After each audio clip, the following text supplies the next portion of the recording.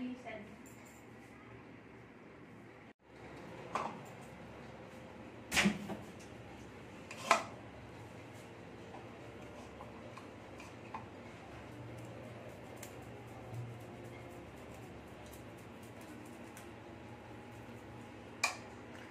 बंधुरा बांगाली कुकिंग ए सबाइके स्वागत। सबाई भालो आछो, आमिও ভালো আছি।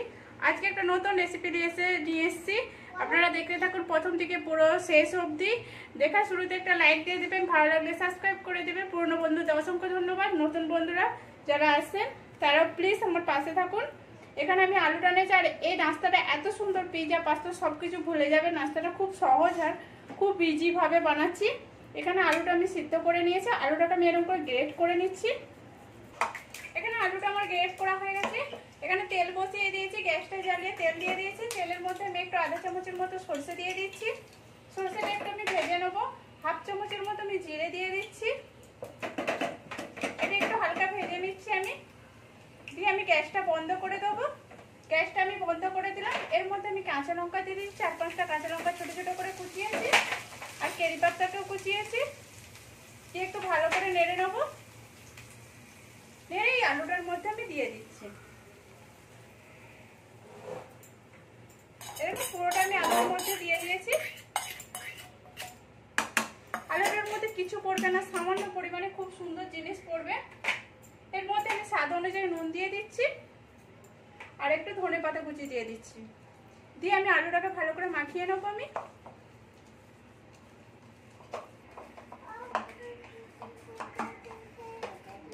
এই দেখুন আমার আলুটা মাখানো হয়ে গেছে।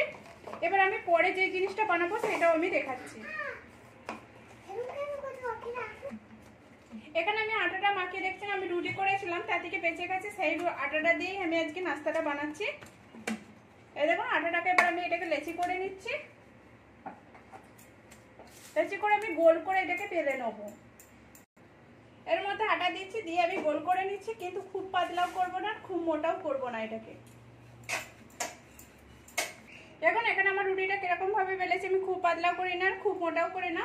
এবার আমি এটাকে চৌকো করে কেটে নেবো। এই দেখুন আমি 4-5 থেকে এরকম করে চৌকো করে কেটে নিচ্ছি।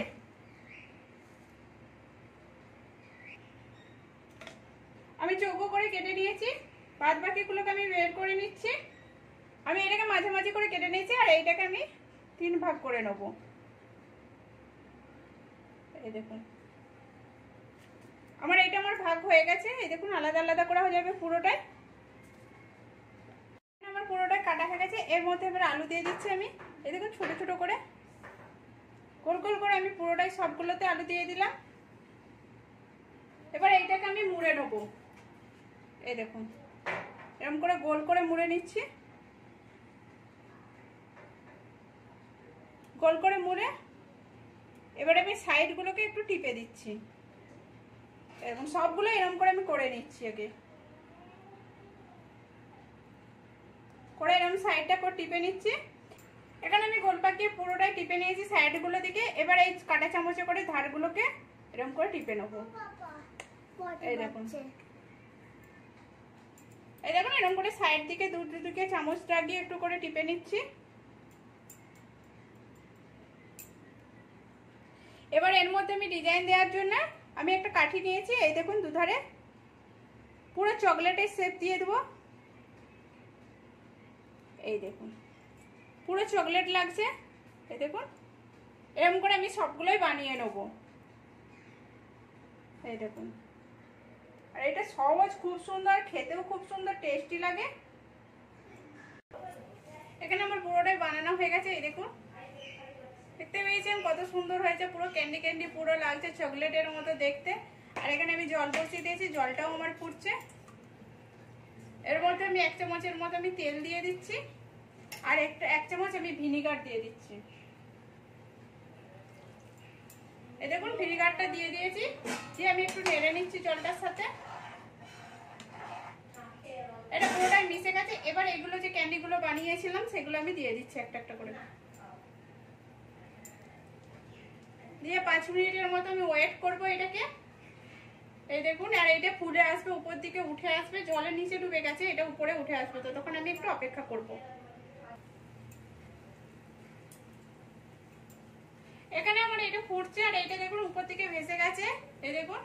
আর এটা 1-2 মিনিট আমি অপেক্ষা করব, করে আমি এটাকে নামিয়ে নেবো। এটা আমি ঠান্ডা জলেতে দেবো। এখানে আমার এটা হয়ে গেছে। এবার আমি এখানে ঠান্ডা জল নিয়েছি, এই ঠান্ডা জলেতে আমি এগুলো দিয়ে দিচ্ছি। পুরোটাই আমি ছেঁকে তুলে নেবো। এই দেখুন, ঠান্ডা জলে দিয়ে দিলে বেশ ভালোই হয়ে যাবে, শক্ত হয়ে যাবে, নরম হবে না, কিন্তু রান্না করার সময় নরম হয়ে যাবে। এখানে কড়াই দিয়েছি, কড়াতে তেল দিয়ে দিয়েছি। আমার তেলটা গরম হয়ে গেছে। আমি এখানে রসুন কুচি দিয়ে দিয়েছি, 3-4টে রসুনকে ছোট ছোট করে কুচি করে দিয়ে দিচ্ছি। এটা আমি একটা ভাজতে দিতে হবে একটু রসুনটা, এই দেখুন, যাতে কাঁচা গন্ধটা চলে যায়। এখানে আমার রসুনটা ভাজা হয়ে গেছে। আমি টমেটো সসটা 1 চামচের মতো দিয়ে দিচ্ছি। এই দেখুন, 1 চামচ আমি টমেটো সস দিয়ে দিচ্ছি। আর গ্রিন চিলি সসটা দিয়ে দিচ্ছি আমি 1/2 চামচের মতো। রেড চিলি সসটা 1/2 চামচের মতো আমি দিচ্ছি। এই দেখুন, এই সয়া সসটা আমি 1/2 চামচ দেবো। দিয়ে আমি এটাকে ভালো করে নেড়ে নিচ্ছি। এখানে এটা আমার ভাজা হয়ে গেছে। এবার আমি সেইগুলো যে বানিয়েছিলাম ক্যান্ডিগুলো, এগুলো একটু জল থেকে তুলে দিয়ে দিচ্ছি। সবগুলোই আমি দিয়ে দেবো। দিয়ে আর এইটাকে একটু নেড়ে নেবো হালকা করে। এবার এর মধ্যে আমি ধনেপাতা কুচি দিয়ে দিচ্ছি, একটু নুন দিয়ে দিচ্ছি অল্প করে, গোলমরিচ গুঁড়ো দিয়ে দিলাম, একটু চাট মশলা দিয়ে দেবো।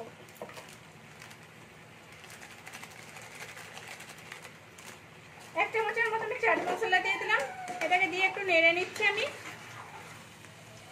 এই দেখুন, সবচেয়ে আমার ভালো হবে কোড়াই করে আমি একটু নেড়ে নিলে।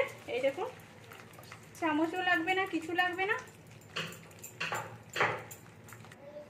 এখানে আমার এটা পুরোটাই হয়ে গেছে। আমি গ্যাসটাও বন্ধ করে দিয়েছি। এই দেখুন, এবার এটাকে আমি ঢেলে নিচ্ছি।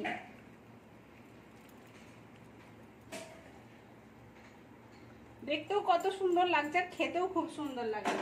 আমি পুরো মশলাটা তুলে নিচ্ছি কড়াতে যেটুকুন আছে। এখানে এটা আমার পুরো কমপ্লিট হয়ে গেছে। যা পাস্তা, নুডলস, পুরো পিৎজা আমরা পুরো মানে ফেল হয়ে যাবে। এটা এত সুন্দর খেতে, আর ঘরেই খুব সুন্দরভাবে বানানো যায় কম মশলার মধ্যে, দেখতেও খুব সুন্দর। আর এটা যদি আপনারা ভেজেও খেতে চান সেটাও ভেজে খাওয়া যাবে, কিন্তু আমি যেমন সিদ্ধ করে নিয়েছি ওটার আগে ভেজে নিতে পারেন। আর এটা বানানোর জন্য আপনারা দেখুন, বাড়িতে বানিয়ে কেমন হয়েছে সেটাও কমেন্ট করে বলবেন। ভালো লাগলে লাইক করবেন, শেয়ার করবেন, সাবস্ক্রাইব করবেন, আর পাশে থাকবেন প্লিজ। এই দেখুন, আর খেতেও খুব সুন্দর লাগবে। এটা আমি দেখাচ্ছি, একটা কাঁটা চামচে করে তুলেই দেখুন, প্রচুর গরম এটা।